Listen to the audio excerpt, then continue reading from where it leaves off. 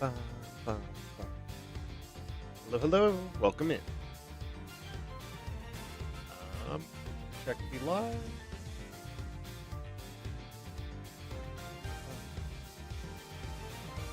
Should be good.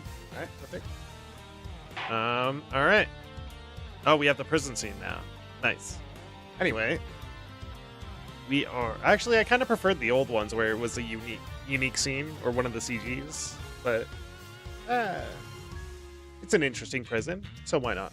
Anyway, we are right at the end of case 2, where we are in the middle of confronting our main suspect, and now we have to prove it. Oh right, I went through her dialogue too. My bad. Anyway, he stabbed the poor man to death. Why did I... Oh, fuck. Why was this is the one? I don't remember why, though. What more can you tell us about these sordid details? Well, we all know what Canis once did for a living. I doubt the killing part gave him much trouble, especially as the victim was already injured. His neck, I think. I couldn't tell. Couldn't turn his head to the right, poor dear. That's what they told me when they brought him in anyway. They must make some sort of report for the warden. You seem keen for us to think you didn't know much about Knight. That's because I didn't, sweetie. And the victim was simply a fun target to that monster, nothing more. I expected Canis used the chisel that was hidden in the chess set, don't you? Awfully grisly business. And just imagine, the man probably didn't even have time to cry out. I see. Thanks for your thoughts. They were very helpful. Actually, I'd hear about them a little more in detail if you don't mind. Oh, Mr. Edgeworth, you are making me blush. I could chat with you all day. Ooh la la. Oh, don't look so nervous, darling. I'm only teasing. Of course, we can talk about them some more.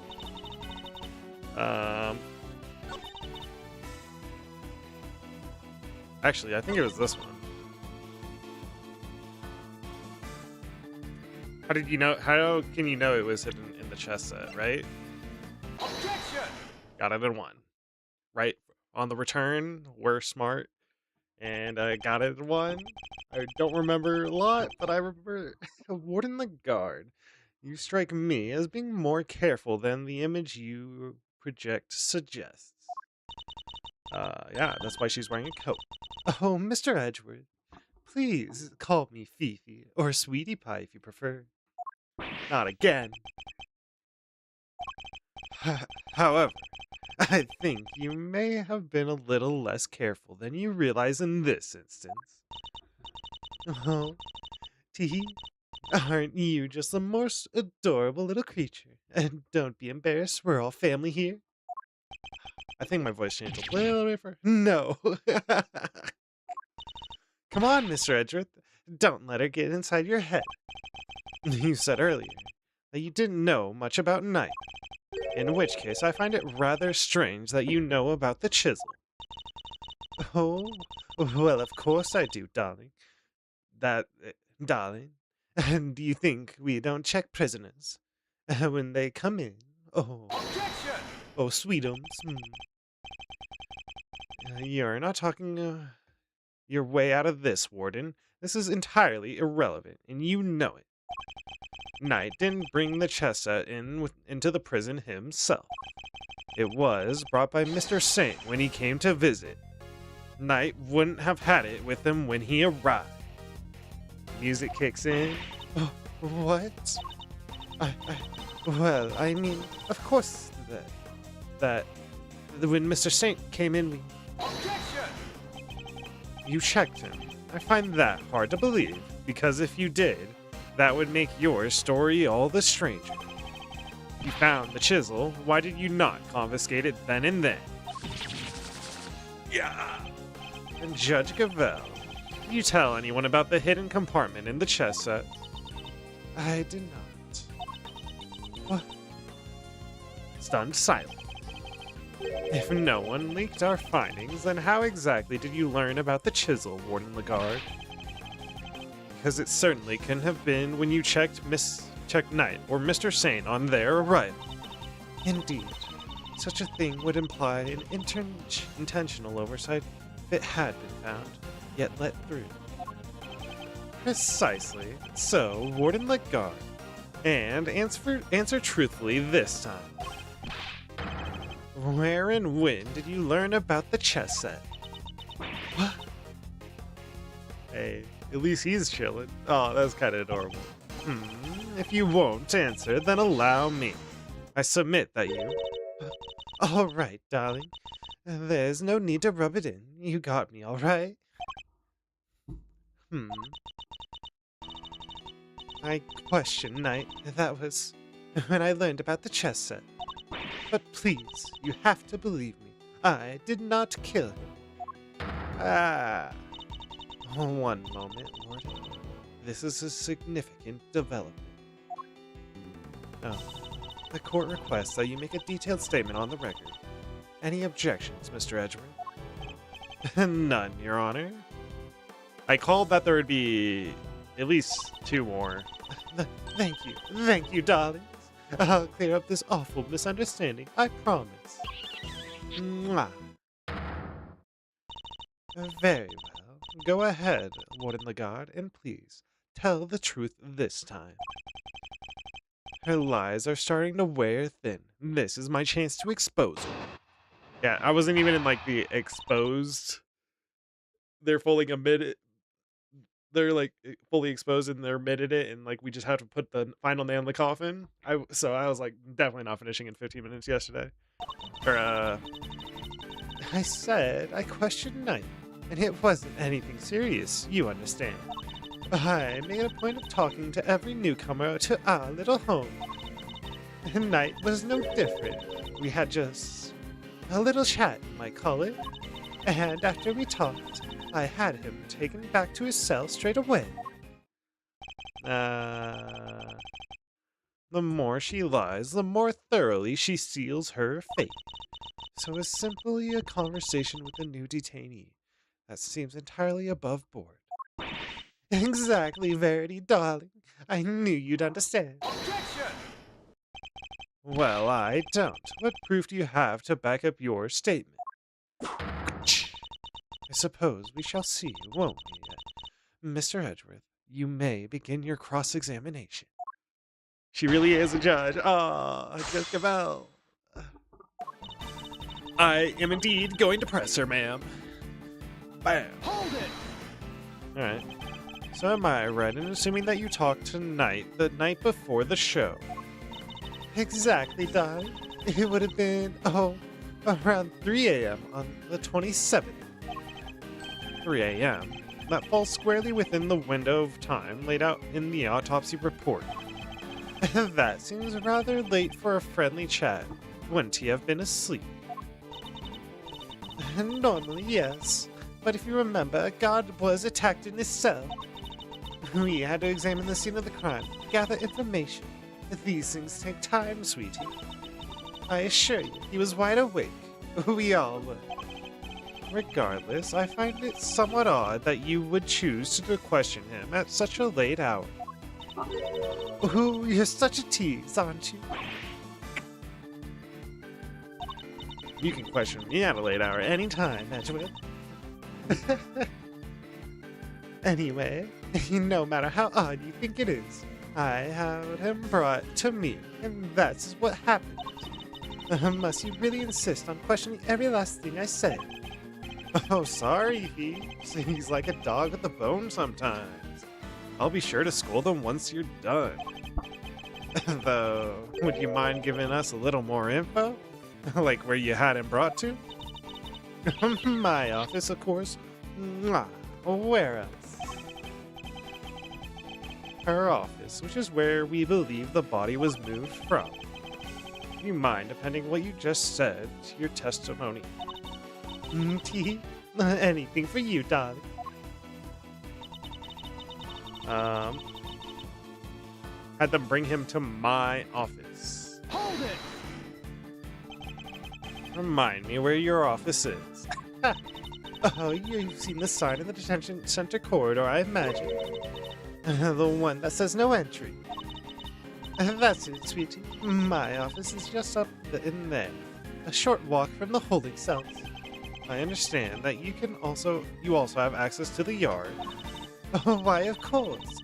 That's where my gorgeous little garden is. Oh, I see where you're going with this. You're saying that's how I moved the body. You had the means and the opportunity. It's hardly impossible. Overruled. Hardly impossible proves nothing. You have no evidence for this assertion. There is no other way that the body could have been moved. Surely you haven't forgotten that it was Mr. Saint who dropped Mr. Knight's body down the well. Ah, fuck. Yeah. What she said, you're miles off, Edgeworth. There we go. I probably shouldn't push any further for now. I make a point of talking to every newcomer to our little home. What did you and Knight speak about? Oh, nothing much. Just some small talk, really. I asked him about what animals he liked, what his hobbies were. His hobbies? Then I imagine you talked about chess. Oh, yes. I couldn't stop him from talking about it, in fact. He even had a piece of paper covered with little notes about it in his cell. Oh, in his cell. That was... Where do we pick this up from? Was it in his cell? I think it was in his cell. At least, I think that's what they were about. So she's seen Knight's correspondence chess diagram. Huh. Knight was no different. You just had a little chat, you might call it. How was he when he spoke with you? Oh, he was so open and honest, darling. What? That guy. Honest. He was talking about one croissant and promoting a pawn. I suppose he must have been hungry. And passant and promoting a pawn. Seems he spared no one from his obsession with chess. And after we talked, I had him taken back to his cell straight away. Hold it! If he really had gone back to his cell, he would still be alive today. You really think I murdered the poor man? Right there in my office, don't you? What would my motive have been, darling? I told you I barely knew her. I'm no angel. I had my grudges against Candace, but Knights had nothing to do with that animal. She really does hate Candace. When in the guard, I must insist that you pen your statement to the testimony. I'm no angel. I have my treasure. That is our point of interest. You say that you bear a grudge against only Mr. Candace. Is that correct? No, I despise him. Coming into my prison, thinking he can do whatever he wants. But he won't get away with it. I'll clip his wicked wings if it's the last thing I do. And damn. That's a good animation. And that awful dog of his, it's a menace, completely upended the peace and quiet of my home. She even hates his dog. It does seem at first glance that she didn't have much of a motive to kill Knight. But she hates Candace so much that she probably hates anyone who has anything to do with her. Thinking about it from that angle, the key to breaking her testimony will surely reveal itself. She likes to get to know all the peeps, huh? Pretty chummy, prison warden, if you ask me, sir. Chummy? She killed the man, detective. Ooh, poor guy, would have been in cuffs. Not to mention the neck brace, he was defenseless. When the guard was the murderer, the evidence was to that conclusion, and no other. Thankfully, she stated quite thoroughly.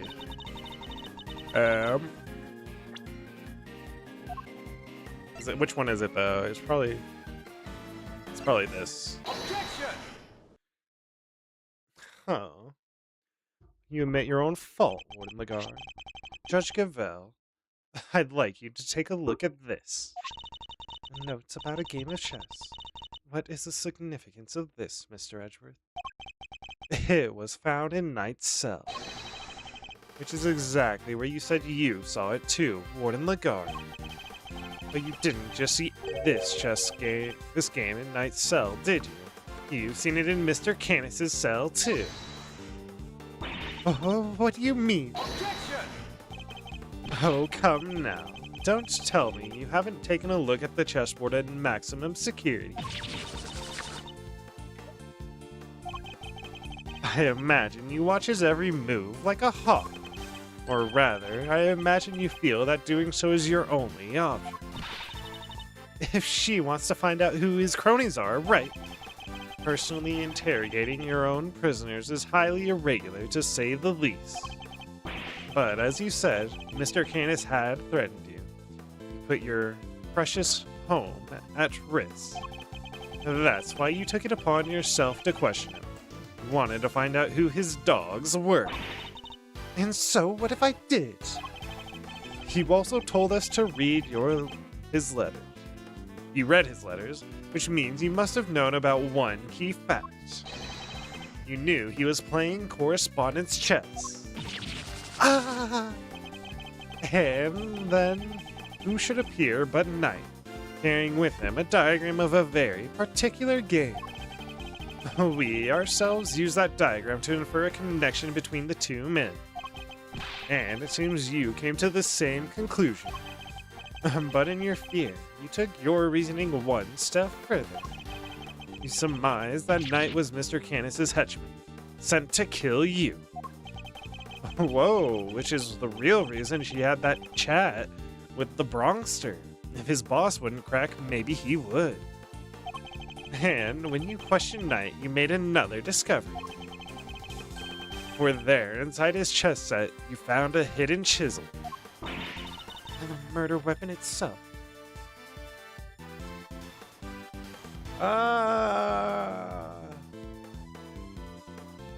Okay. Why'd they bring in the chisel then, though? Huh. Maybe it was Canis's henchman? As far as you were concerned, that chisel meant one thing. Canis. Thus, you convinced yourself that Knight was working for Canis, and that is why you killed him. I see you have no more excuses. Judge Gavel, your verdict, please. Much as it grieves me, there would appear to be little room for doubt. I hereby grant my verdict. Bronco Knight was murdered by... In the name of the goddess of justice, who is it this time?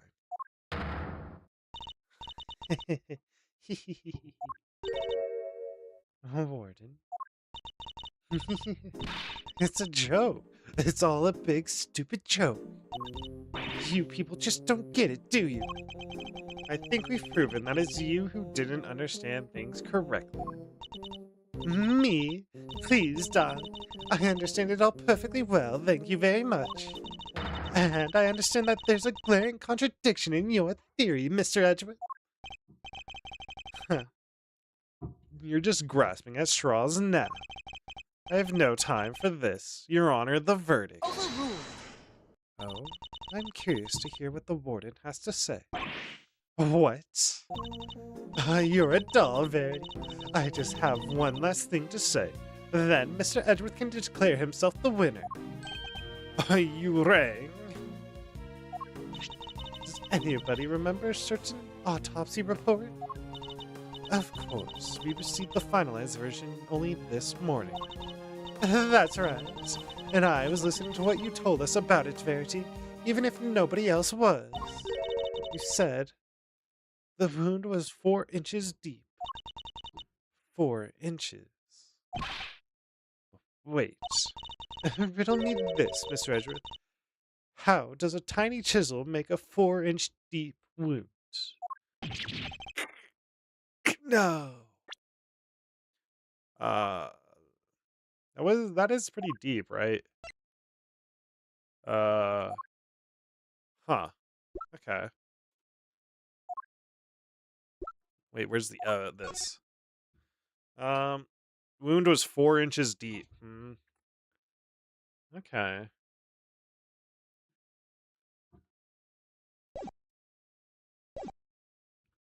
No! Forgive me, oh goddess, I came perilously close to making a terrible decision. Looks like your fate is the one that doesn't hold water, Edgeworth. What now, Oh, what do we do? It'll be fine. Mr. Edgeworth always comes through. Right, sir? I think. Oh, looks to me like the Milesatron is out of commission. You're an attorney too, aren't you? Why don't you do something? Turn things on their head with a desperate bluff. Blurt out the first mind-blowing thing that comes to you. Look, detective, I'm as much of a man of action as the next guy. I'm no Phoenix Wright, and without evidence. We're up a creek without a paddle here. This might be the end of the road. We can't give up now. We have to do something. I know what it is. I'm certain that Warren the Guard is the killer. It's the only explanation that fits the facts of the case. But if the chisel wasn't the murder weapon, what other bladed weapon is there here in this facility? It seems we still do not have all the answers, nor the evidence to provide those answers. Alas, we must wait until the trial to see this matter resolved, I'm afraid. Objection! Oh, come on, G. You've just had the killer, giving the killer a chance to destroy the evidence. Overruled. Are you calling the judicial process into question, Mr. Fender? Whoa, no, not me, nuh-uh. Whoa, I tried, Miles. Any bright ideas? What is the real murder weapon? Since it's clearly not the chisel. Confound it. This question throws everything we've deduced out the window. And nothing to add, Mr. Edgeworth. Allow me to remind you that claims not supported by sufficient evidence are subject to the harshest penalties.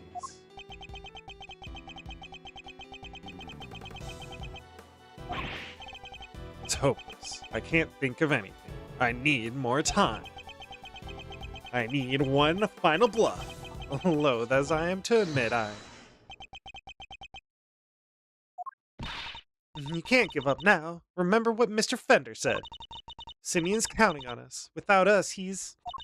Remember how upset he was? He was devastated.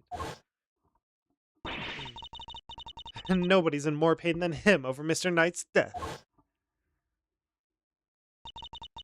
There's no way he did it. But if we can't save him, who will? And what's more, he believes in us. He's sitting in that cell waiting for us to bring him some good news. And I, for one, won't walk away until we have some. Aww. Somber song.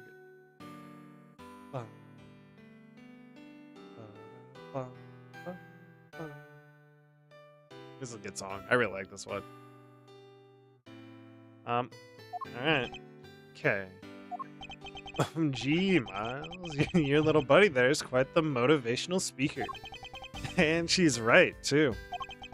When you find yourself on the ropes, think of your client. Picture them pleading with you to help them. It doesn't make you want to fight back as hard as you can until the very end. Think of your old man, good old Gregory. No matter how bad things looked, he'd always find a way to turn it around and save his client. And you're just like him, right? If there's any way to force a turnaround here, Turnabout here. You're the one who'll find it. Simeon's counting on you. Judge Gavel. You seem to have recovered your composure, Mr. Edgeworth. But if you mean to attempt a defense, I would advise you to consider the ramifications. You've repeatedly proposed misguided theories and have made numerous false accusations. If you do so again, I'll have no choice but to judge you unfit to serve as a prosecutor and relieve you of your badge for good. She's right. I have put forward a number of theories that proved to be flawed in one way or another. I made some sort of fundamental oversight. Wait, said my theories were misguided. I have nothing to say. And the court will tolerate no more of your time wasted. I hereby... Sir! Mr. Edgeworth! Give my verdict. That's it. Been thinking about it the wrong way all this time. My theories weren't misguided. I was being misled. Defendant Simeon Saint. I think it's a little soon for that, Your Honor. I'd say it's well past due, darling. Wouldn't you agree, Verity? Mr. Edgeworth, you may proceed. What? She's I don't know. That right there. That was a hint of a noble aspect to her. I mean, obviously it fits with her character. I don't know. I don't think she'll be evil. I don't know. I'd like to remind you of a few things. The sighting of his dog, Helmet. The fact that he wasn't at the show. These and other facts made Mr. Canis the obvious suspect at first. And this again, Mr. Edgeworth. You seem almost proud of your blunder. Hold it! But what if the real killer wanted us to suspect Mr. Canis? What if it was all very carefully arranged? And what if the same was true of the chisel, our purported murder weapon? The knight had been stabbed multiple times in the same place with a bladed instrument. What if he was stabbed with the chisel after the real murder weapon had been removed? Just to leave traces of blood on it for us to find. That was how the killer misled us into thinking the chisel is the murder weapon. And, conveniently... But why mislead us in this way? Why indeed? Why make us think the chisel is the murder weapon, rather than whatever was really used? In order to get Canis transferred. Warden, you took advantage of what the chisel seemed to suggest. What is it? Suggested? What are you talking about, darling? Hold it! Mr. Winter. If I were to tell you the murder weapon was a chisel, what would you think? That Mr. Canis is the killer.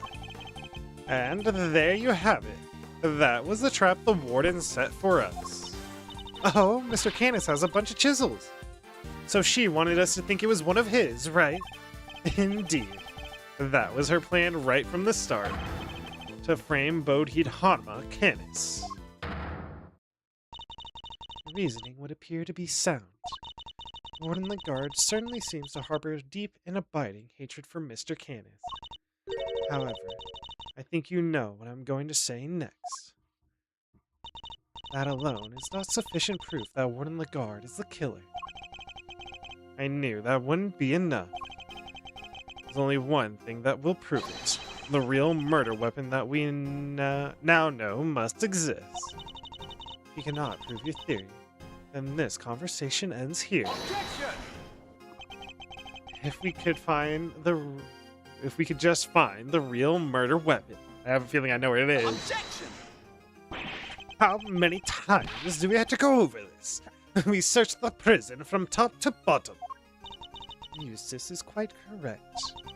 And no other possible murder weapon has been found. So I'm afraid you're at a bit of an impasse. Objection! I can still prove my case yet, Your Honor, because it's still here inside this prison. And this wouldn't have made sure of that. The security gate! I'm glad you at least remember what it is. And do you remember what it does? Do you remember what it does? Of course I do. I'm not an idiot. The security gate detects metal. Which means you can't bring anything metal into the prison. Or take it out. Oh! Ah, brilliantly deduced. Precisely. If there is another murder weapon, cannot have been taken off the premises. But nor can have been brought into the prison in the first place. So, we find ourselves right back where we began. Judge Gavelle. What I'm trying to tell you, Mr. Edgeworth, is that if you wish me to believe that there is another murder weapon here in the prison, you'll also have to explain to me how it got here. Alright. We know that the chisel was smuggled into the prison inside a pocket chest set. But our contention is that the chisel is not the real murder weapon. So, if the weapon came from the outside facility, then there must have been a way to bring it in. Yes. The question of the hour is this. Can you show me this alternate route? How did the weapon the Warden and the guard use to get into the prison? You borrowed evidence from the police to help with your investigation. Is that correct? Why, yes, sweetie. Everything related to Canis is with me now. That means there is a knife. And it's definitely a knife. Heaven knows how many times I've hauled the secretive scoundrel into my office to talk with him. This is his knife. Oh, of course, so that's how. The fact that this is here with us shows how a bladed object could have been brought into the facility as well. I knew this bell would come up. Take that! Allow me to remind you of our conversation with Mr. Canis yesterday. Yes, but it was one of my bells. One of only two in existence. Oh, just two? Two and only two. One of my knives, and one for my beloved... One for my knife, and one for my beloved helmet. Exquisitely crafted. Utterly unique. My ears are my guide, after all. And I must be able to use my tools. Precisely. Of course, as you said, the knife has long since been taken from me. So you see, there is a way for objects to be brought into the prison unscrutinized.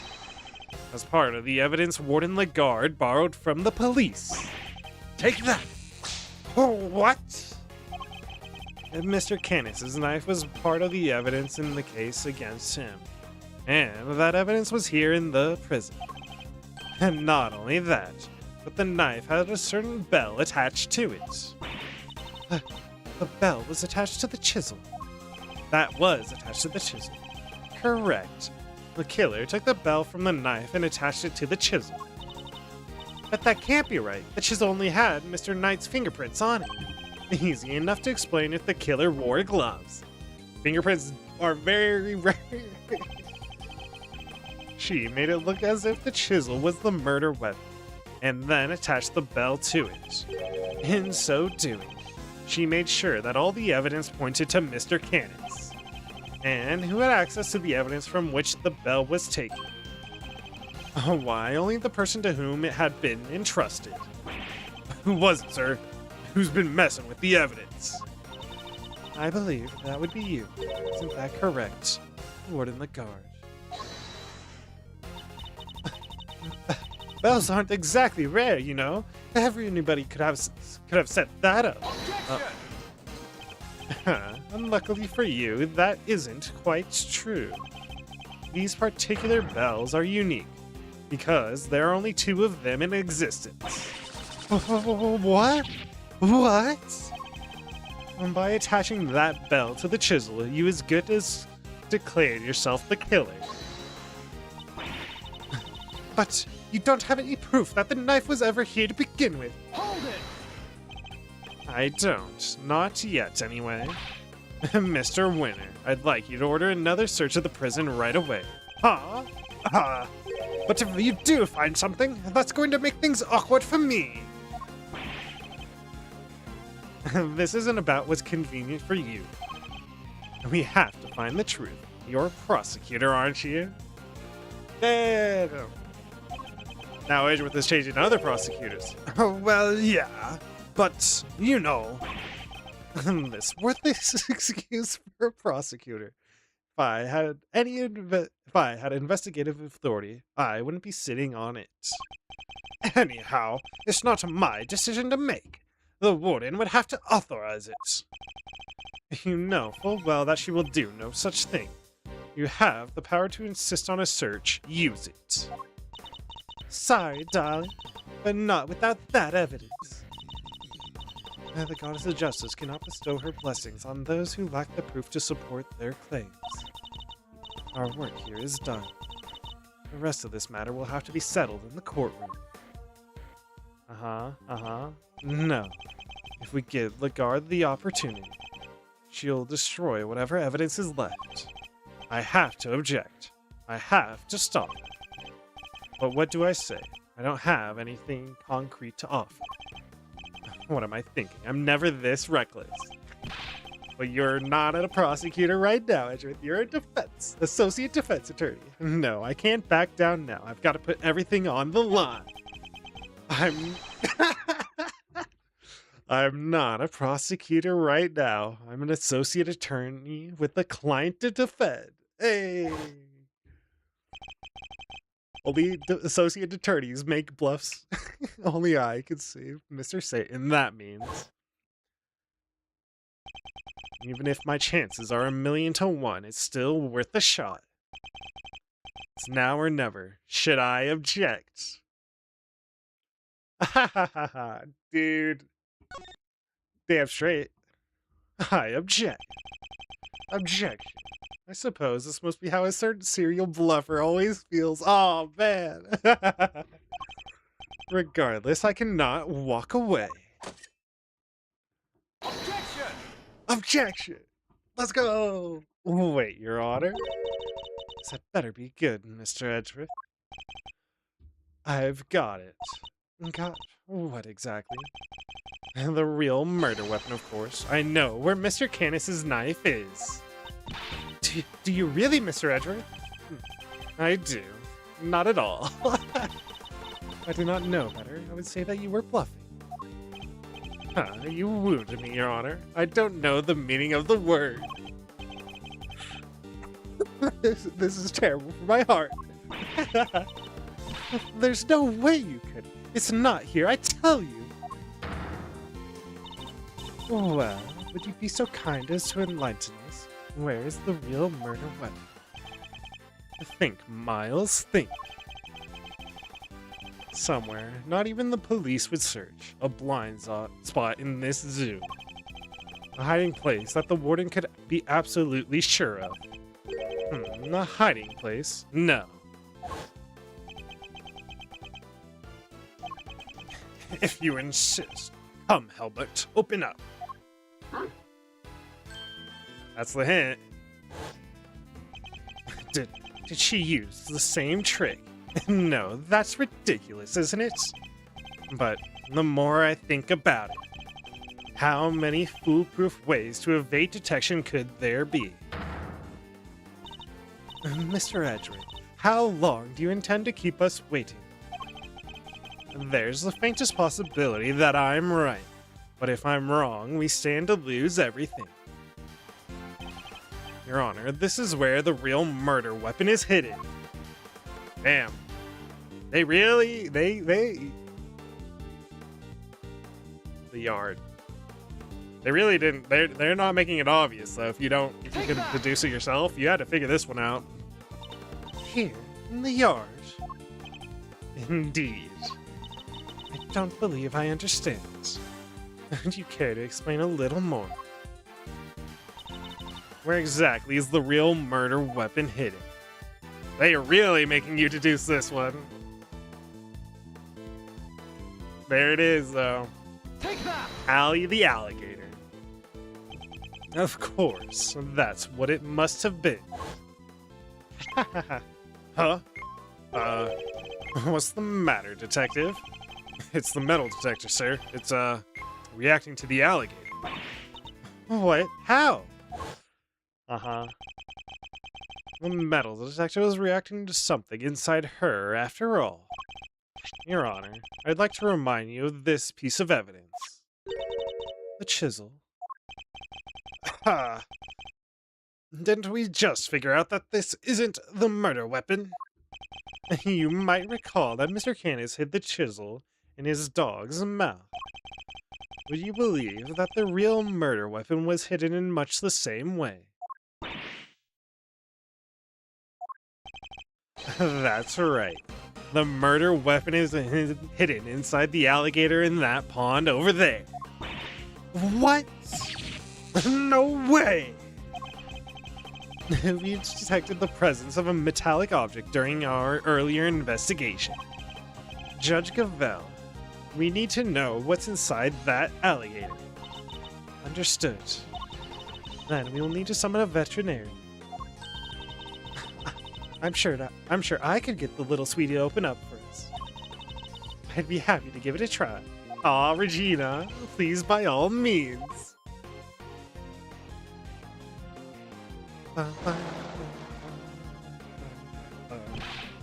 Warden Lagarde. The real murder weapon is about to be revealed. Why not do the right thing and confess? I have nothing to confess. As you wish. Then you can simply wait and watch as your lies are exposed. Sir, we got it. That has to be it. It's over, Fifi Lagarde. The real murder weapon was Bodhi Harma's Canis's knife, making you the only person who could have killed the Bronco Knight.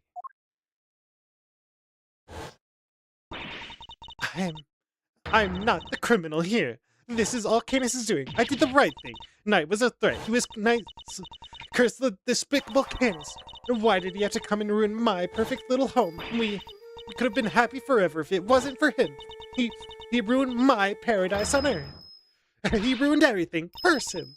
Curse that pitiless butcher. That awful, terrible, despicable man. Curse him. Yeah. Damn. I'm not screaming like that, unfortunately, but... No, not the pet. Oh, shit! They were all alive? I knew that coat was coming off, though.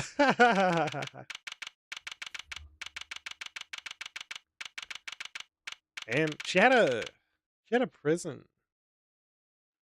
She had a fucking, what's it called, actually? A prison inmate outfit underneath her skin? Or, her jacket, not skin. Interesting. Prosecutor Thwinner, sir, the test results have just come back. Thwinner, I guess we've all been under a lot of stress. Traces of Bronco Knight's blood were found on Mr. Canis's knife, sir. It's just like you said. Congratulations on a stunning victory. Oh, thank you, officer. Excellent work. You can continue complimenting me if you like. Yes, sir. Winner wins again. I think I'm welling up a little. With rage. Winner. Excellent work, Eustace. Just a few loose ends to tie up and we're done. Huh? What are you talking about? I just solved the case, didn't I? We have yet to confirm whether or not Knight really was working for Mr. Canis. That is a very plausible, I think. Because why hide a chisel? Why hide a chisel?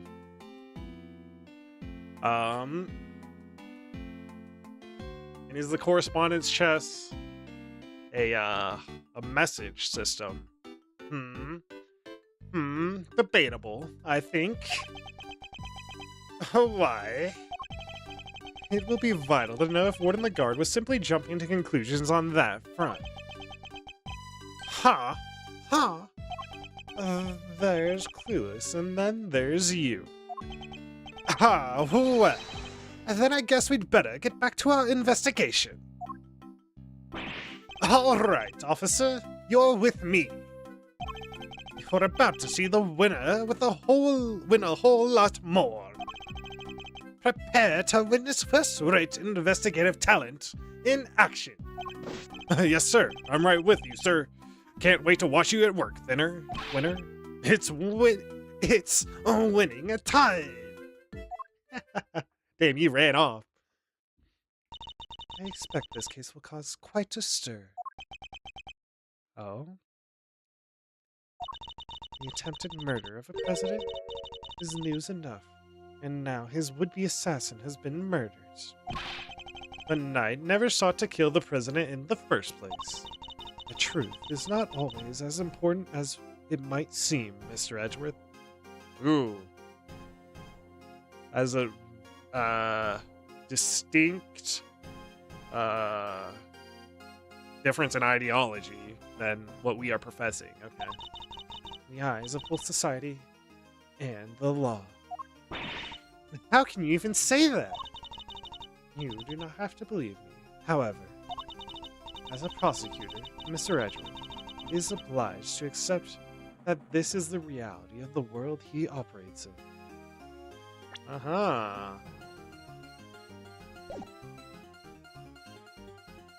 True. Being a prosecutor is about more than proving people guilty. That's what I believe. Man, how much he's grown. Look at him. Aw. I could cry. We are all free to believe as we choose, but the law is not to be toyed with for our own personal goals. If you refuse to accept this, then you must prepare to suffer the consequences. What does that mean? Wait, you're not gonna take his... Shh. I'm afraid I must be going now. Farewell, Mr. Edgeworth. And I will be returning on your... maybe next case, I don't know. Judge Gavelle is right. There must be only one set of laws for everyone.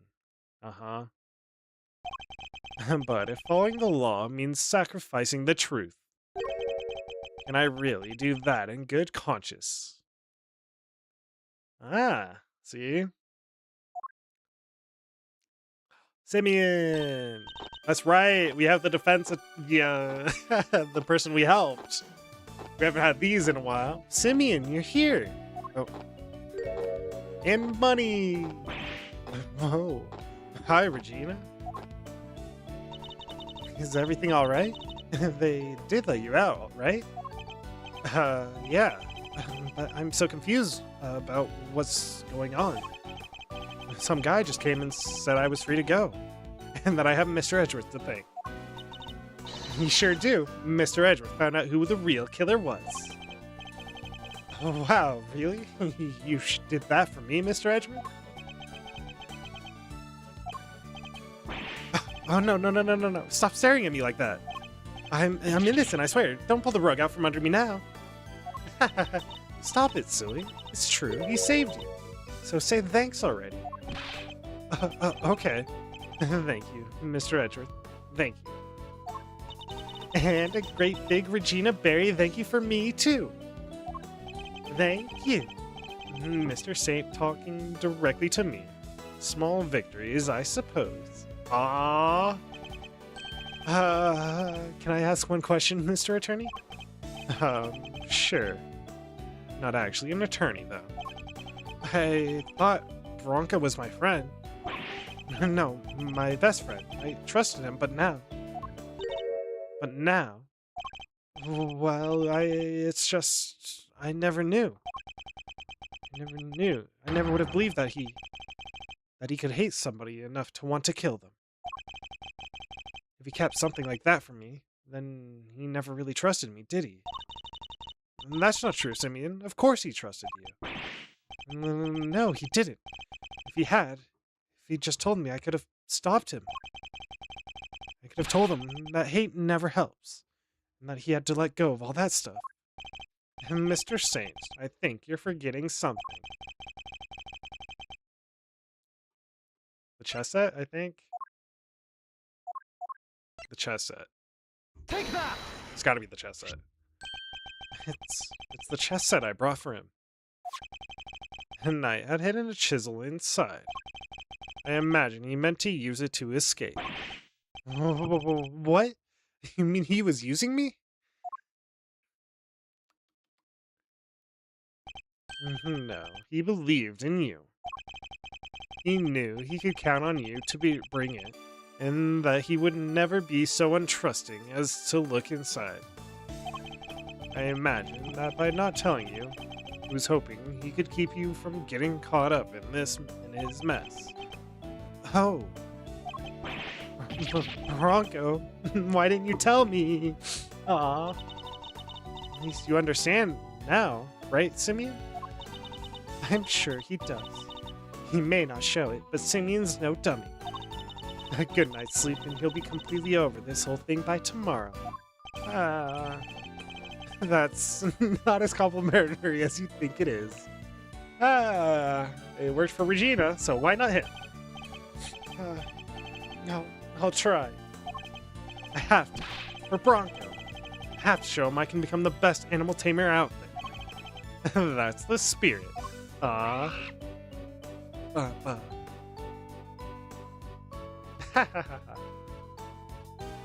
Aw, that's adorable.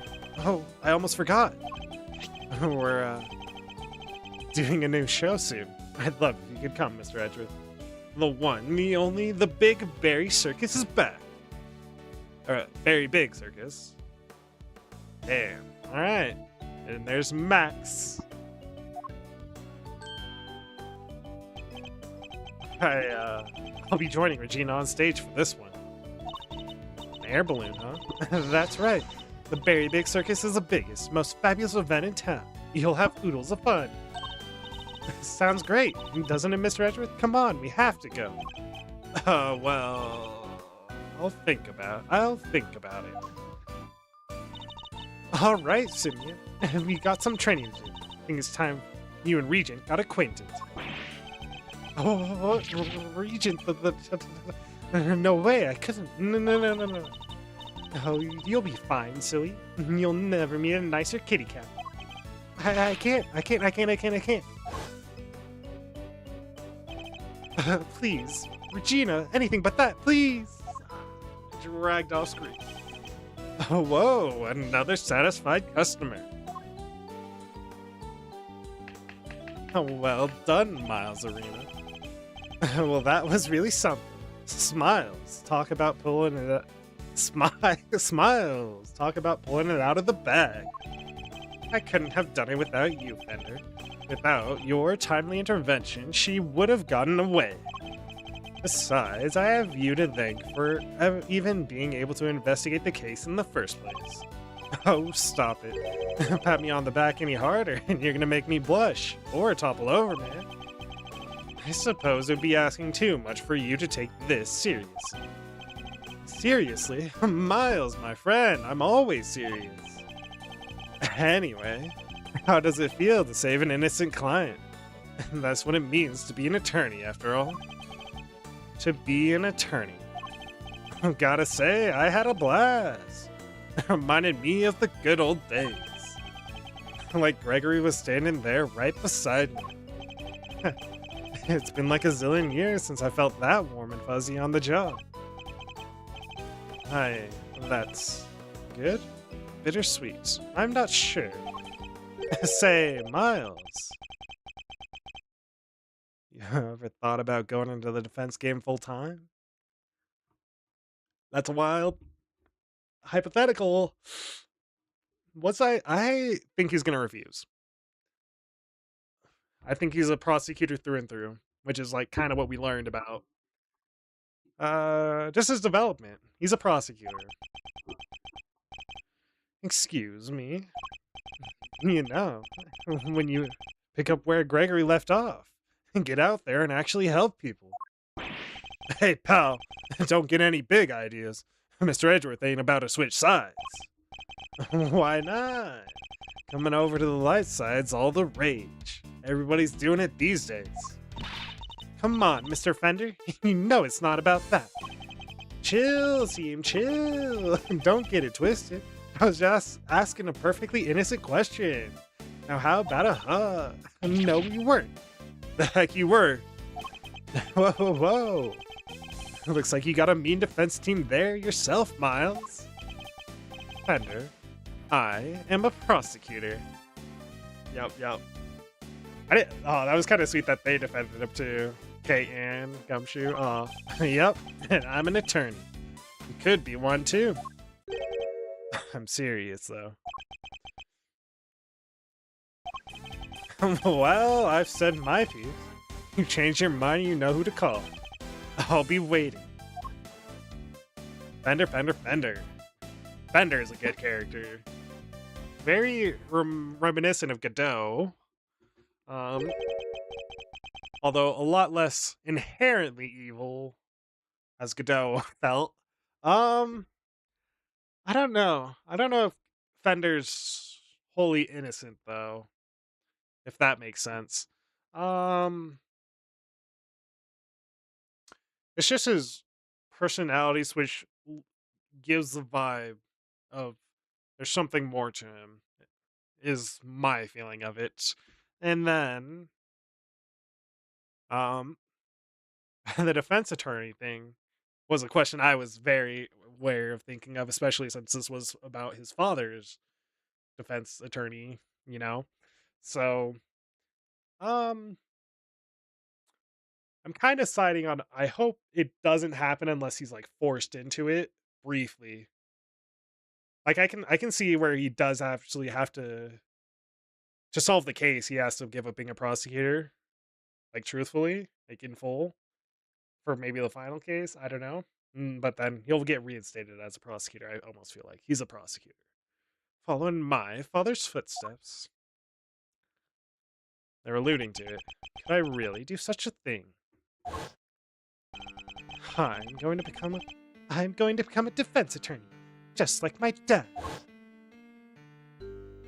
Whoa. Okay. An attorney, like my dad. Me. This is auto-scrolling too, by the way, so... That's... He has a portrait, which means there's probably going to be a case. Case 4 is probably going to be a past case with Gregory. Case 4 is probably a past case with Gregory. Alright. I will say, that was a pretty good case.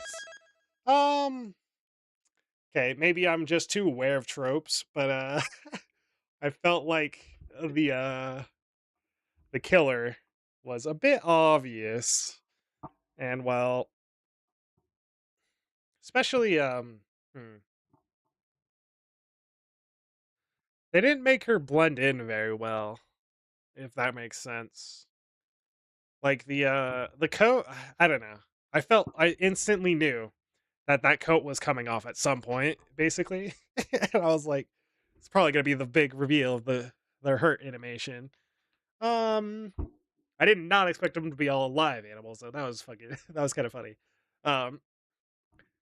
And obviously the trope of the corrupted warden in a corrupt prison, so which happened to be there was a fixer in Canis, and the corrupt warden was trying to get rid of the fixer. So, also I definitely caught on to the alligator. And I'm happy that he had to do one final bluff as a defense attorney. That was really, really good. Actually. And yeah. Winner and Judge Gavelle. Winner, I actually really like Winner. Not because I like my voice for him and his his attitude is really fun to experience. But Judge Gavelle, there's definitely more to Gavelle too. Um, I think she's gonna be back for the final case in which she's gonna be the like absolutely truthful to the law, and we're gonna right. The big question is gonna be: are we gonna follow the law, or are we gonna follow the truth? I guess But Turnabout Legacy's next. Is this the past case? I can continue for a little bit, so we are gonna continue. Turnabout Legacy. Yep, Judge Cavell. Well, maybe it is the past case, because I think that might be Gregory. Judge Cavell. There's a boat, a sea boat, and pirate treasure. All right. Is this the past case though? Is there? I know there's at least another case. Your 3 p.m. cake Stravan. Samson And Judy's Bake and Bow. There's voice acting? Macarons, waffles with cream, chiffon cakes that are light as a dream. Laugh and sing, it's true, all that sweetness waiting for you. What, where? Over there. The oven's got something special to share. Ping. And now let's see what we've got for you. Oh, that's cute. It's cooking time, and are you ready to make something for dinner? I think it was. And animation, too. Very fame radio animation, but an animation nonetheless. It kind of was, I think it was just a zoom out, too. Wow. Hey, Gregory. I'm going back there tomorrow with your boy. I'm finally going to find out what happened 18 years ago. 18 years ago.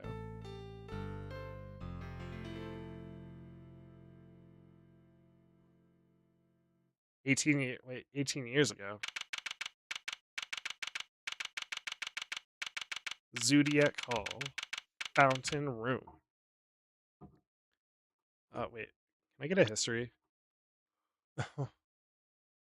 Ping. Wow, talk about a blast from the past. Hey, Gregory. I'm going back there tomorrow with your boy. I'm finally going to find out what happened 18 years ago. Ah, shit. Okay. As usual, the past is always very relevant in these. Huh.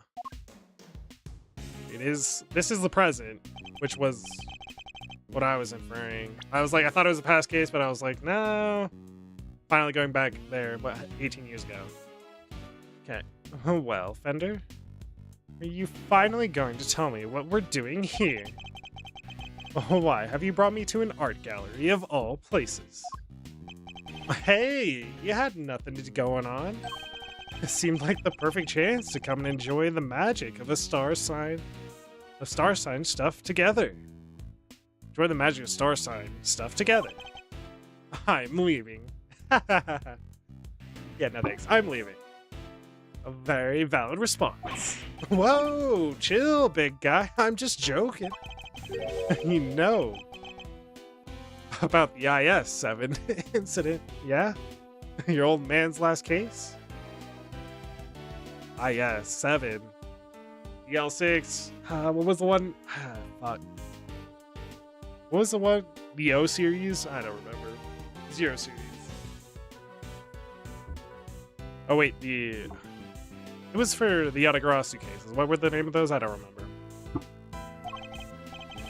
Of course, Von Karma took great pleasure in showing me the files as soon as I became a prosecutor. Huh? And I reviewed them again last night after your invite. See? I was also present at the trial all those years ago, although my memories of it are somewhat hazy. Huh? He worked on the original IS-7 incident. Is this a case Von Karma was going to lose, or...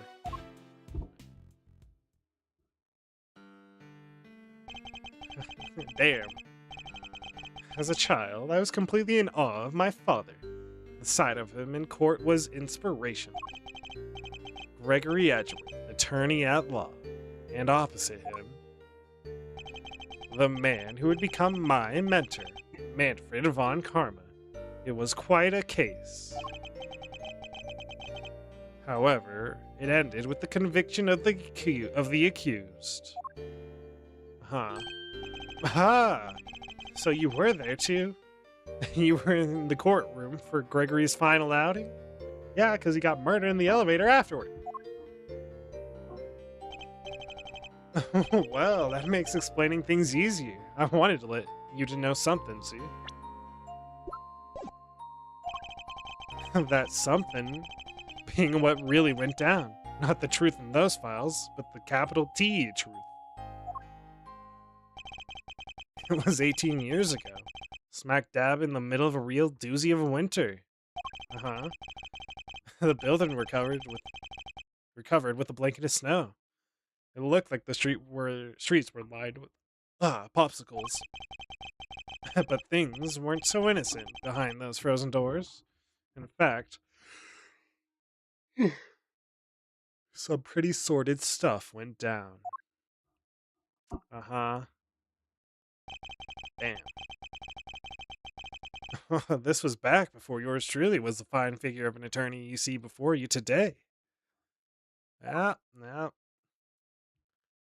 18 years ago. Oh. Is this the past case, actually? It might be. Fuck, okay. December 24th, 5 p.m. Detention Center.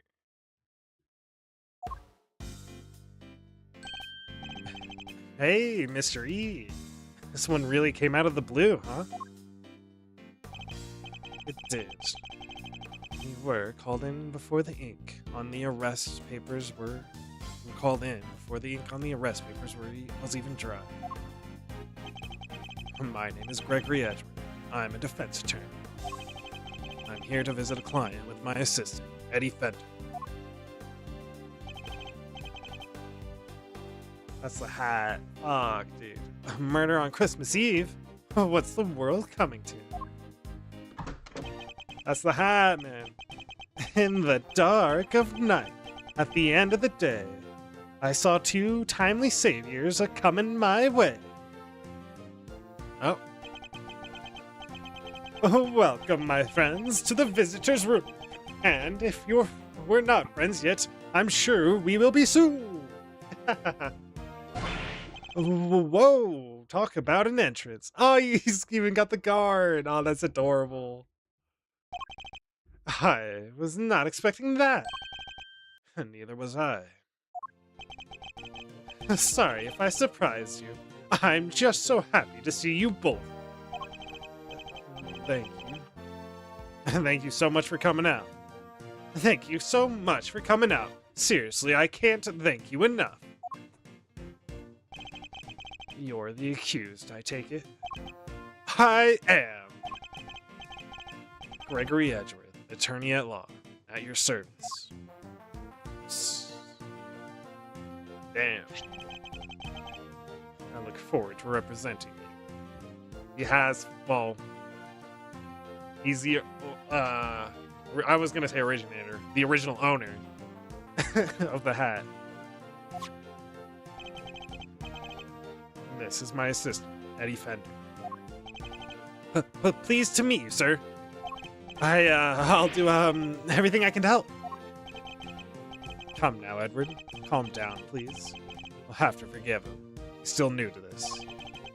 He's been helping me out part-time, but he's far from fully fledged lawyer material yet. And nonetheless, I'm hoping he'll be of some assistance in investigating the particulars of this case. Gregory and Eddie, it's an honor to meet you both. My job as a defense attorney is to save my clients from wrongful convictions. So the first thing to do is establish whether or not he is truly innocent.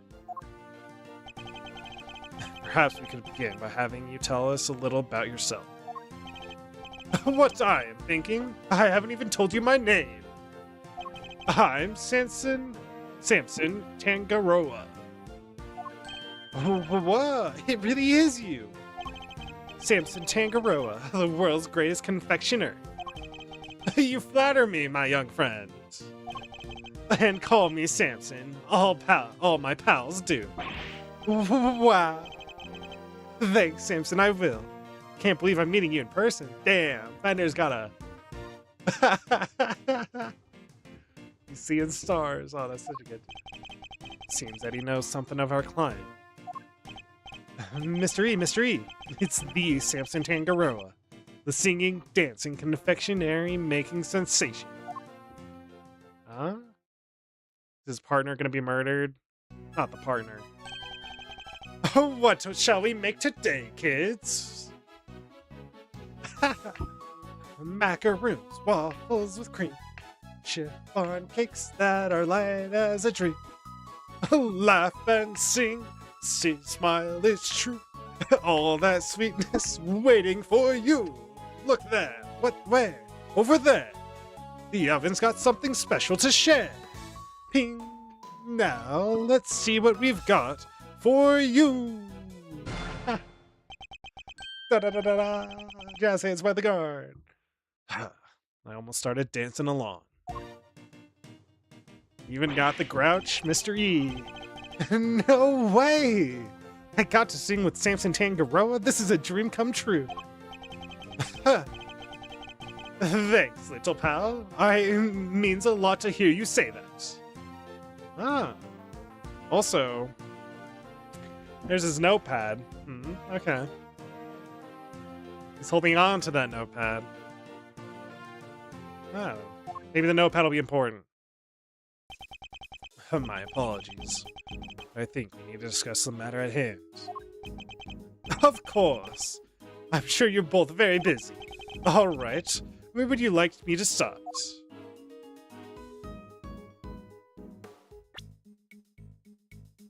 He's an attorney, not a prosecutor.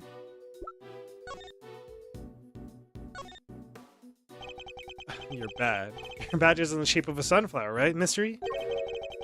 Does that have some kind of special meaning, or? It does. Sunflowers follow the sun, correct? In other words, they always face the light. Just as we attorneys do.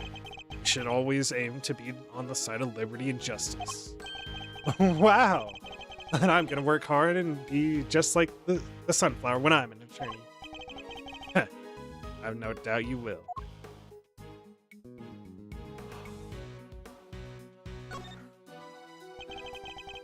Is this your badge number here on the back? That's right. The number itself doesn't mean much, of course. Ah.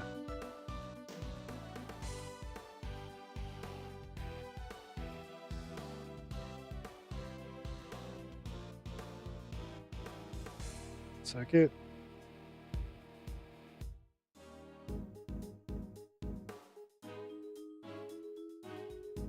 Why do we get to see his badge numbers and not, what's it called? We still don't know,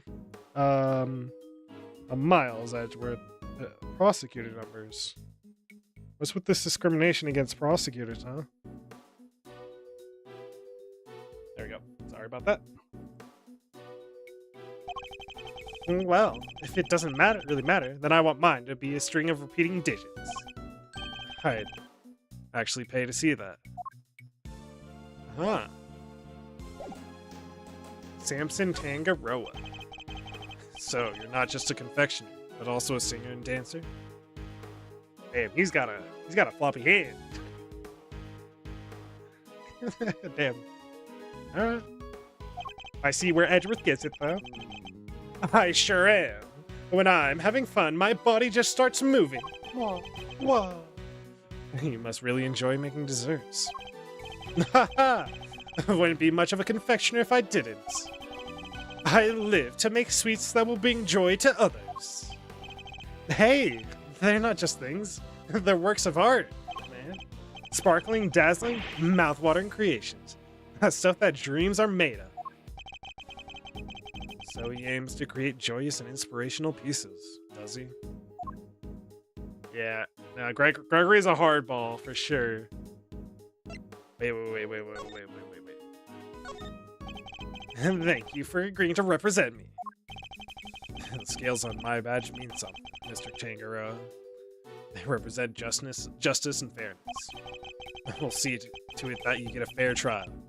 And if you're innocent, you will walk free. On my honor as a defense attorney.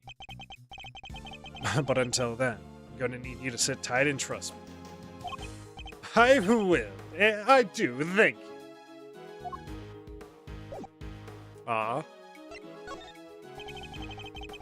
I understand that the incident in question happened at your mansion. It did.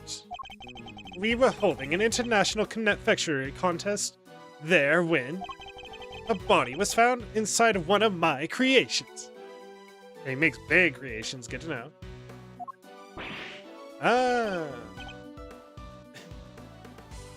Inside one of your... No way. It's a woman, apparently. Okay. I was revealing. The detective in charge placed me under arrest because of it, and now here I am. But I could never take a life. Never. I'm sure the police will see that, too. In time, they'll realize their mistake. I sure hope so.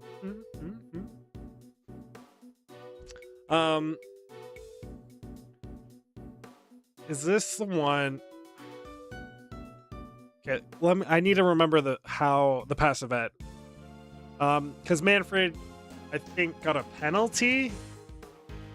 He didn't lose the case, but he got a penalty, and then that's what ticked him off. Huh. Okay. Does that mean this case is going unsolved? And what can you tell us about the victim? His name is R.T. Frost. R.T. Frost. Okay. He was taking part in the contest. I thought it was a woman, just long-haired man. Mr. Frost was a wonderful confectioner. His creations were things of real beauty. I just don't understand. Why did he have to die? I'm sorry. He seems genuinely upset over the victim's death. I think I have a pretty good measure of the man now. Mr. Tangaroa, there's just one last thing I need to confirm with you. Didn't kill Mr. Frost, correct? Correct. I swear to you that I didn't do it. Like I told you, I could never take a life. Never. He seems quite sincere. Alright, I'm going to take your word at your word. He's giving me a hardball detective. Kind of like a Batman almost. Thank you for being so forthright with me. Likewise, it's good to talk to somebody other than those detectives. Also, he was singing Kay's initial line in the night. What was it? Encroaching in the night or whatever. We'll head to the scene of the crime and see what we can learn. We'll be in touch if we have something more to tell you. Goodbye, Gregory. Goodbye, Eddie. I'm counting on you both. All right. Okay. Contest venue. This is his mansion. Okay. It's also I believe this went unsolved. Oh, Burr. It's pretty cold out there, huh? Mr. E, I never saw so much snow. Oh, they're inside. Yes. It doesn't seem like it will be letting up anytime soon. But just look at this place. What a sweet house Samson's got. It's huge. Uh-huh. Yes. Big enough to hold an international confectionery contest, no less. Welcome, welcome, everyone. Come on in. We'll have us some fun. Oh, was that the lady? It was. Oh, no. Damn. He's fighting. He's just freaked out. He's ready to fight, though. Huh? And she is bowing. Are you alright? I am sorry. You happen to be Mr. Gregory Edgeworth, by any chance? I would. It was a pleasure to meet. Hi, I'm Eddie Fender, Mr. Edgeworth's assistant. Mr. Edgeworth, Mr. Fender, welcome to our humble abode. Judy Bounds, it's an honor to meet you both. I'm the housekeeper here, and Mr. Tangaroa's assistant. Huh. What was it? Aren't they together, though? Or, well, the show's together, right? Just assistant, huh? Huh, okay. I could You're no housekeeper. You're Judy Bound. The Judy Bound. You know a little something of my work. A little? I watch you on TV every chance I get. I'm Bacon Bop's biggest fan. It's very kind of you to say so. We'd be nothing without our fans. And what might Bacon Bop be? Uh-huh. It's only the biggest show on TV. Every kid on the planet loves it. Uh-huh. Yep. Assistant, though. Well, actually, she doesn't like to show off, is the vibe that gave that her opening statement then. Okay. The dynamic duo, Samson and Judy, make delicious sweet stuff, all while singing and dancing. Like this, check it out. Fender dancing. Oh, what shall we make today, kids? Cookie dough, caramel too, fluffy chew cream, tiramisu. Everyone, come along. Bacon treats with a smile and a song. Oh, there is true. The oven's got something special for you. Ping. Just take a bite, and you will see. That was a wonderful performance, Mr. Fender. Bravo. Oh, I thought it was Fender speaking. I dance along every time I watch the show. Perhaps Miles might enjoy it too. I'll suggest it later. Aw. But all this dancing really takes it out of a guy. Oh, I'm so sorry. I'm the world's worst hostess. Here, nothing relaxes the body and mind quite like a cup of tea. Her voice is a little bit Lagarde, but I'm sorry. Huh. Wow. Star cups. I'm getting a lot of astronomy vibe. This is Ceylon, correct? It's delicious. Citrus aroma is said to improve on abilities to concentrate, as I recall.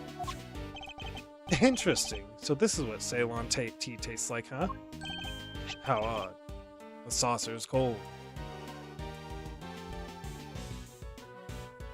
Cold plate? Yes. It's so that the tea cools down more quickly. I'm afraid some of our guests don't like it hot. Ah. You know, having hot plates for hot dishes, cold plates for cold dishes is actually a thing, so I see. These teacups are very unique, too. The design is really something. You think so? Thank you so much. Huh, okay. I ordered them all the way from France. They're my absolute favorite. They were designed by a marvelous sculptor named Paul Halique. Have you heard of him? He makes the most amazing tableware in the world. Damn. That's a, You're clearly a big fan of his work.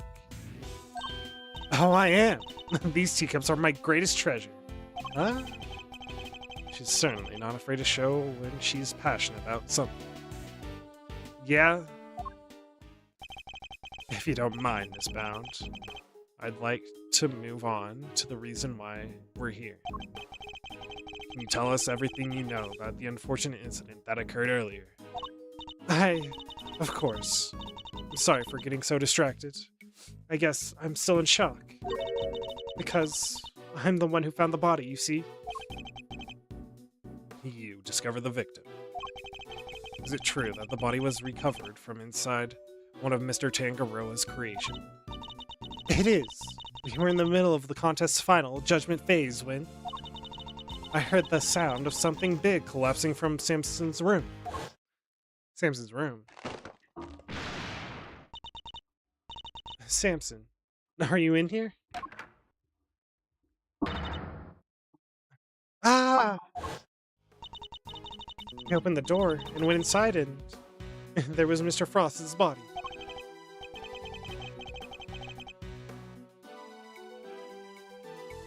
Thank you. I'm sorry to make you relive such a traumatic experience. Think nothing of it, please. I only wish I had more to tell you. Now, if you don't mind, Miss Bound, I'd like to begin our investigation of the crime scene. Oh, Mr. Edgeworth, Mr. Fender, you have to save Samson. He is no murderer. You can never do something like that. Of course. I'll leave it to us, Miss Bound. Thank you so much. I'll go serve the others their tea then. Come, Eddie, to the scene of the crime. Yes, sir, Mr. E. Huh?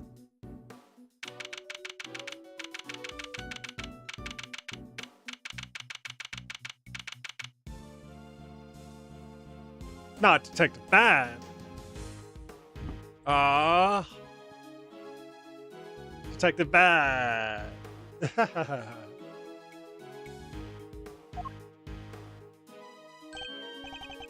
No way. Everything in this room is made of chocolate. I knew it, dude. I thought it was chocolate. I was like one of his creations, a confectionery creation, and I was like, that means this is probably I mean, there's the, what's it called? The YouTube dude? I don't know his name. That makes chocolate creations just like this. Maybe this was his inspiration, huh? Phoenix Wright. Or Ace Attorney. Miles Edgeworth. Culinary innovator. I can't believe I'm getting to see so many of Samson's creations this up close and personal. Huh. I might be more excited myself if the room wasn't a murder scene. Just hearing you say that sends a shiver down my spine. That might just be the temperature in here. It's rather cold. Yeah, now that you mention it, it is pretty chilly. Achoo.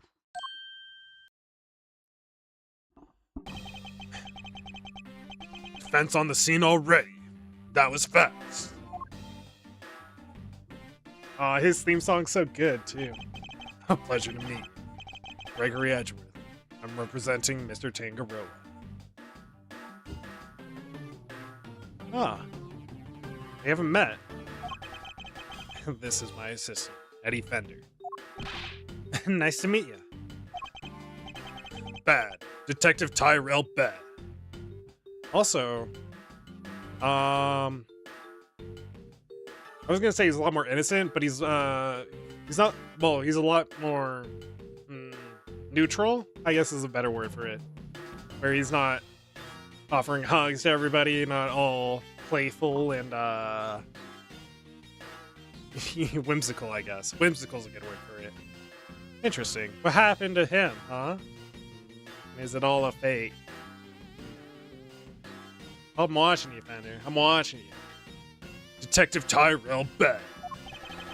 The detective in charge is named Bad, a man of few words. He eats his knowledge.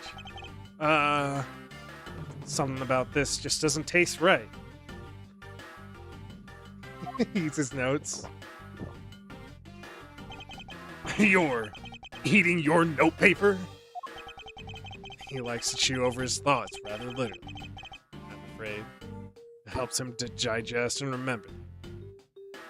That is a very distinct and weird quirk. One we saw never happen in the previous case. Okay. So, I already talked about it. Offender is giving me a weird vibe. Now, I don't know. He's definitely giving me a weird vibe. Not because of that, but it's a little quirk of his. Please try to ignore it. Although, I'd be the first to admit, that's easier said than done. With the introductions out of the way. Detective Bad, would you mind if we joined you in investigating the scene? Sorry, not gonna happen. What? What? How come? Mr. Edgeworth, this is Mr. Tangaroa's attorney. Yeah, and attorneys will do anything to get them off the hook. Even put words in their clients' mouths. You think I need that on my crime scene? Mr. Edgeworth would never do something like that.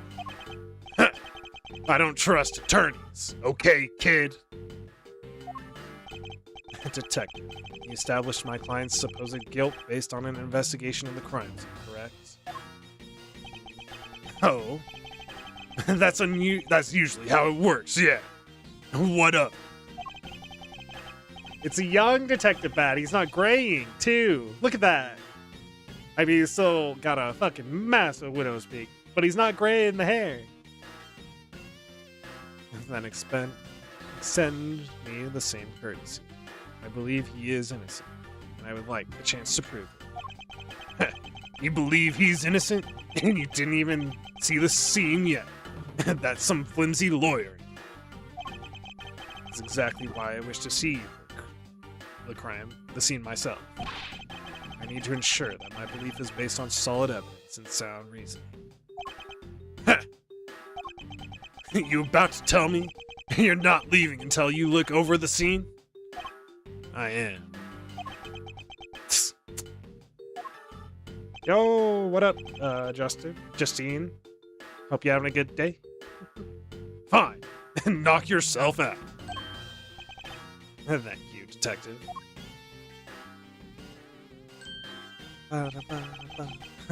But I'm coming around with you. Like I said, I don't trust attorneys. I'll have a good day. Starting case 3, and we're back in the past. If you're good with that, go ahead and get to it.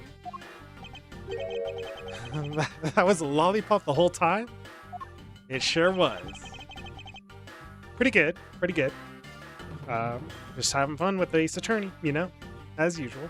I must admit, I didn't see that coming either. We'd better get started then. I'll need you to take notes, Eddie. On it, Mr. E. I'm having a good day. I'm having a good stream, you know. Let's get this over with.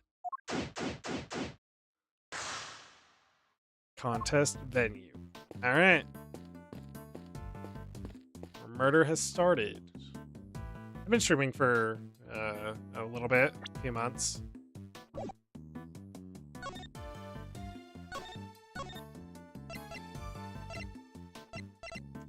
Let me plop a save.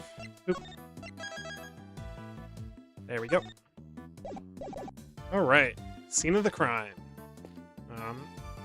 It is a chocolate boat, apparently. I think. Very found. Oh, okay. A waterway might be interesting. All the rest of the chocolate creations too. Supposedly.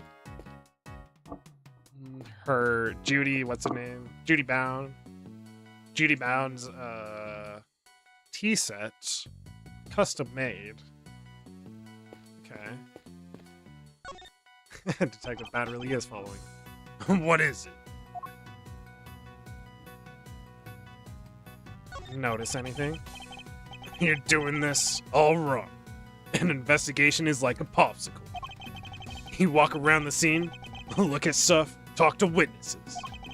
Everything you do is like a lick of that popsicle. Slowly you eat away at it, till there's nothing left. And written on that stick is this truth. Oh, thanks for the follow. I just thought VTubing would be fun, and it you can do interesting stuff with it, and also it leaves some privacy to myself, you know.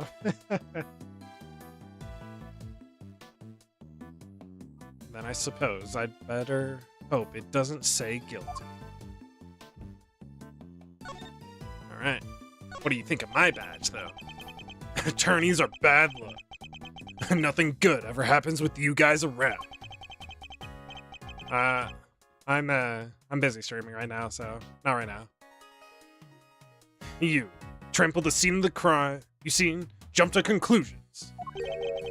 You really think that of all of us, me included? Ha! Not a yes, but not a no either. Huh. So Detective Bad has a thing against defense attorneys, huh? And, well, in the present, we're facing the opposite situation.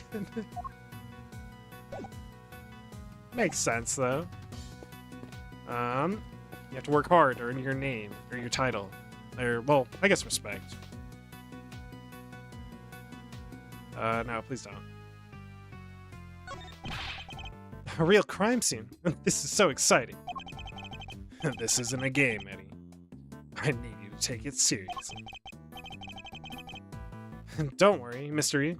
I'm taking notes on everything. You are. What kind of notes? Notes about how all this delicious stuff is made. Can't wait to try it for myself. I'm not playing around, Edward. Take this seriously. Yes, Mr. Edgeworth. Ah. Huh. Alright. The Red Rover and the Crimson Tide. Looks like this title is the inspiration for everything on display here in this room. Shipping the treasure chests, of course, but also the other nautical objects on display. It's certainly a suitable grand theme with which to showcase Mr. Tangaroa's talents. Okay. This is a fine selection in nautical paraphernalia. You think one of them could be the murder weapon? No. They're all made out of chocolate. You'd have a hard time bludgeoning somebody to death with one of them. Can't tell what's real in here and what's fake. They really do look genuine. I can hardly tell the difference myself. True testament to Mr. Tangaroa's skills. Okay. He's a very excellent. We're gonna talk to the chef last, I guess. So this is where the body was discovered. Yeah. They took it away already, but everything else is just how we found it. Yeah, maybe we do the body last, actually. Alright.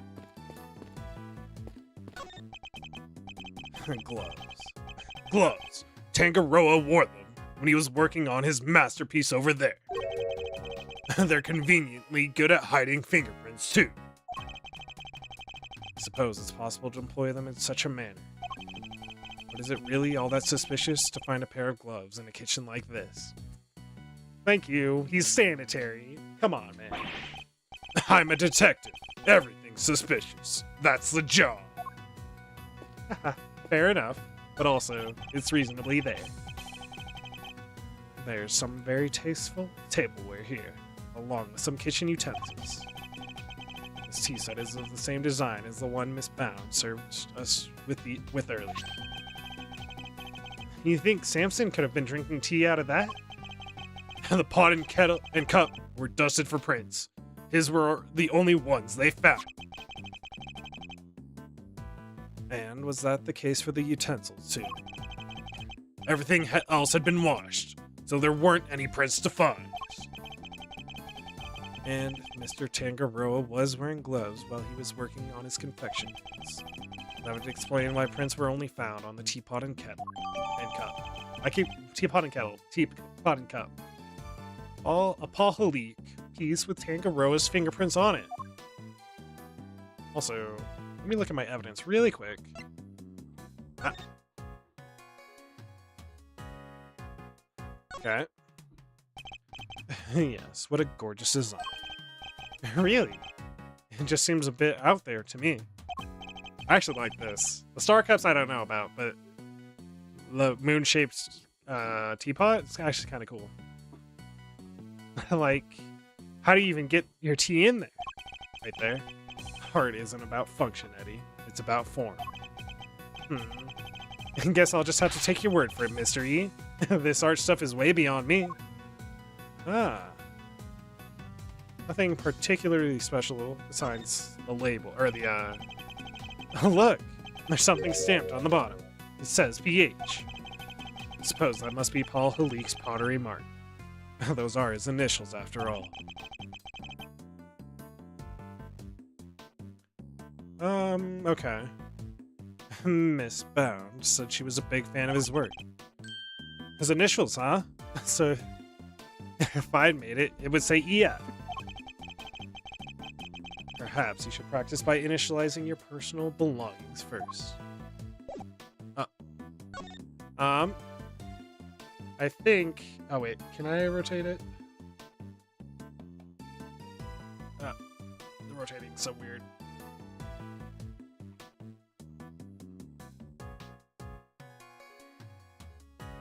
Okay. Wait, that's the PH. D? Lowercase d? HD. I can see it. Maybe. HD maybe, okay.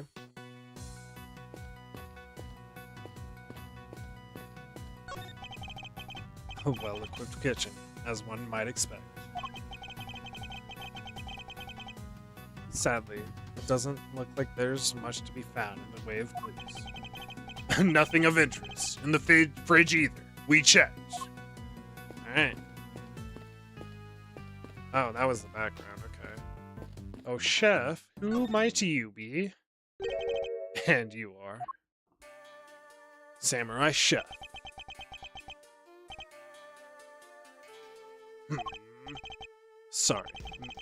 Sorry, meditating. Did you want something, detective? Oh, I'm an attorney, not a detective. You know, he is in the detective outfit. Gregory Edgeworth, a pleasure to meet. And I'm his assistant, Eddie Fender. I see. Her name's Carmelo Gusto. I'm a confectioner, here for the contest. You are? What's your specialty, Mr. Gusto?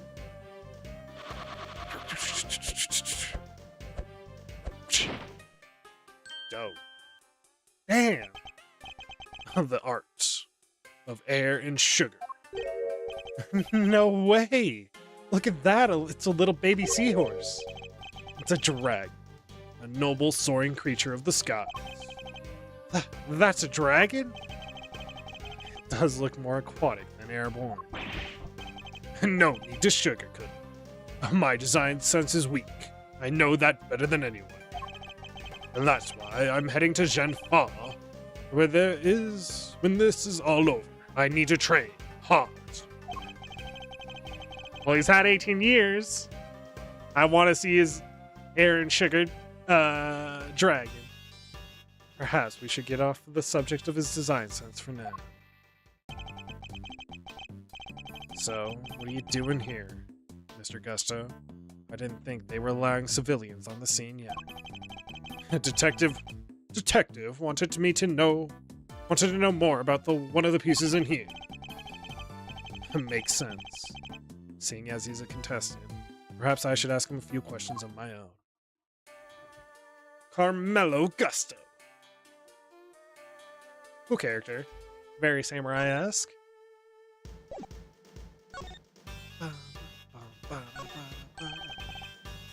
Interesting design. Yes, I could do something with this. Can I borrow it?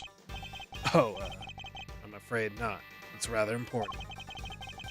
I can't bear the thought of it coming to any harm in Mr. Gusto's hands. Ah? Those are some interesting implements you use, Mr. Gusto. He's inflating dough?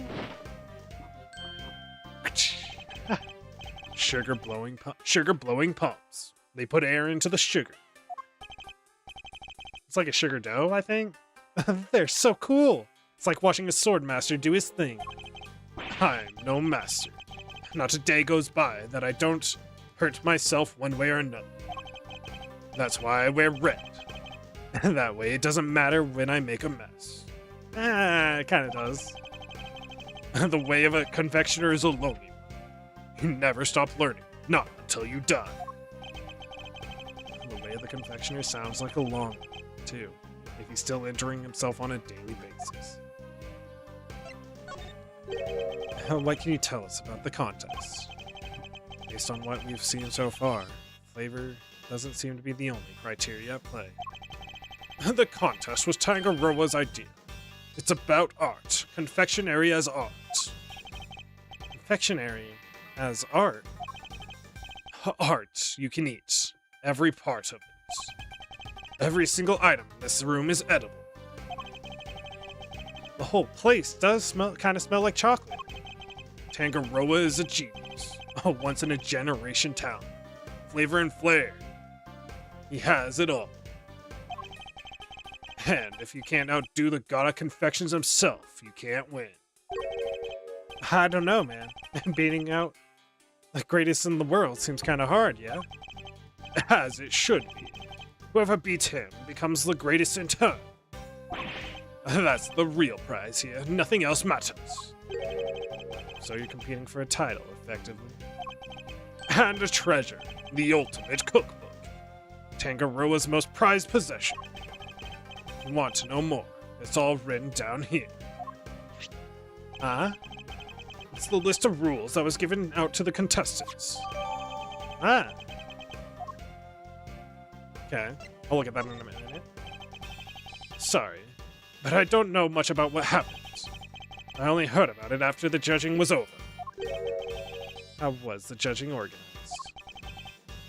It started at 3 p.m. Tangaroa began making the rounds right around then.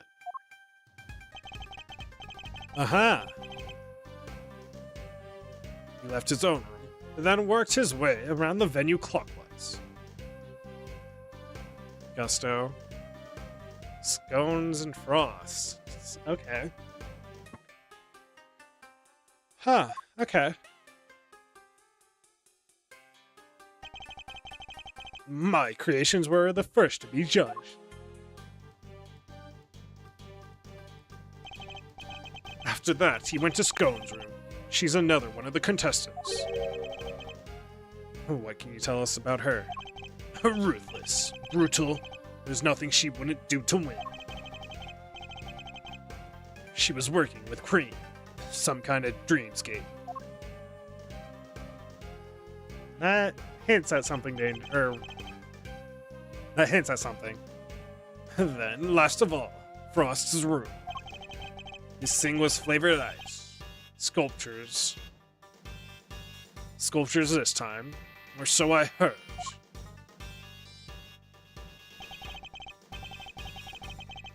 Bound found the body, while Tangaroa was still making the rounds.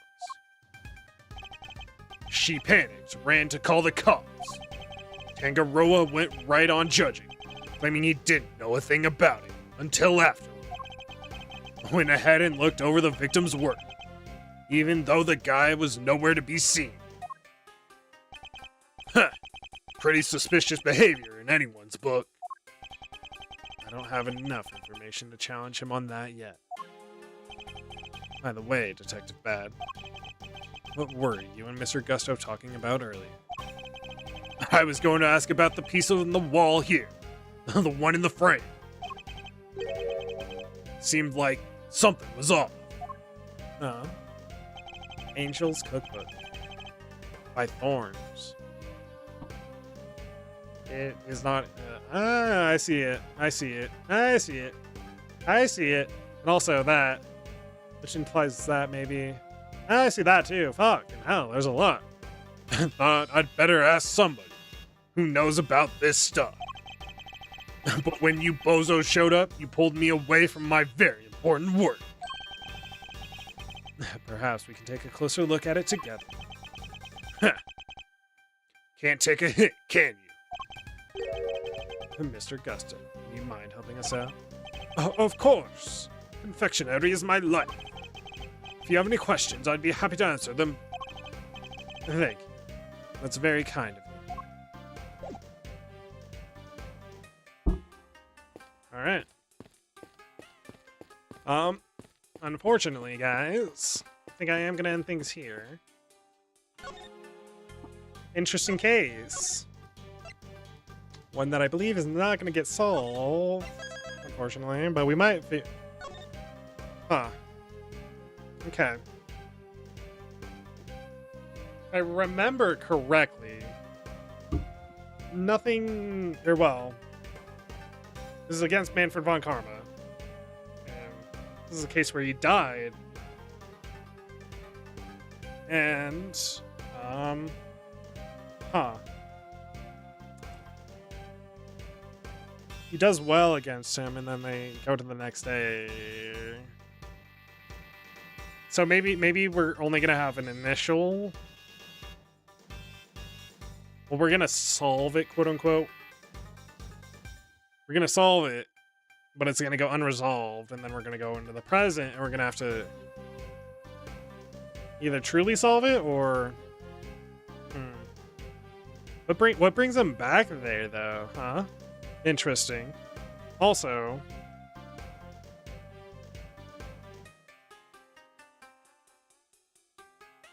18 years later, wait.